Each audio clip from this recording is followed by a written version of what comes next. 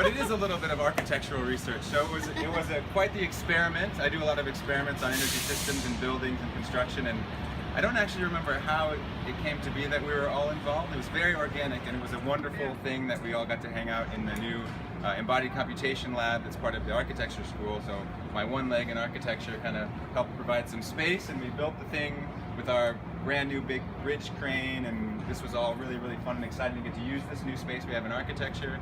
And then on the Andlinger Center side, we got to actually deploy some of the technology we use in our research. So within the Parklet there is solar energy, there's which you can see at the end here, and there's panels mounted up here.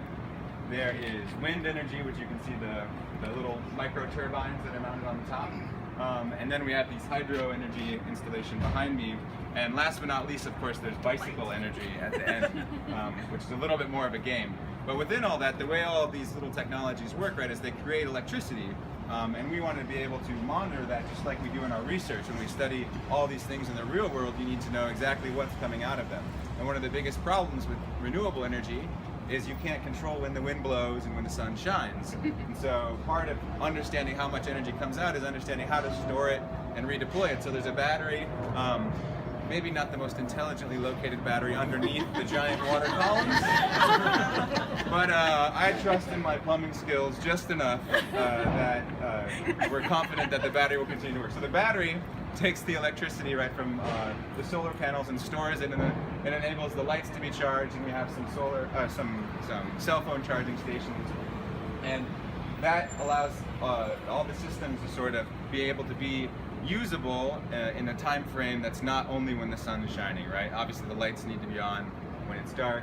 And so the combination of all these allows us to sort of help communicate a lot of our mission in the Andlinger Center about energy and the environment, to understand how renewable energy works. You know, my 4 daughters are going to come over here later, probably jump up and down and try and pump this thing, make water come out, which is going to be really fun for kids. But at the same time, adults can learn a little bit about how solar power needs to be stored and the amount of energy that gets created from these things, which will be displayed on the display over there. And most notably, right now is the moment where I get to thank the people that work the hardest, which is all the graduate students and undergraduate students that were forced to help program all of our displays and our sensors, because it is similar to what they do in the lab actually, and research is program these devices and be able to communicate that out. So usually we just make complicated plots and graphs, but we're trying to make little LEDs and nice displays so that even kids can understand a little bit about what's going on.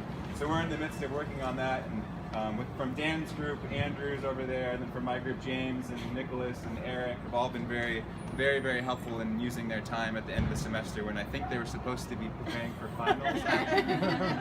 But so I'm really thankful to my research team and Dan as well. It was a really fun collaboration with community members, and as everybody said, that was probably the highlight of the end of the semester. Most certainly was being able to escape from the chaos and come over here and work a little bit on this project. So thanks again for the opportunity.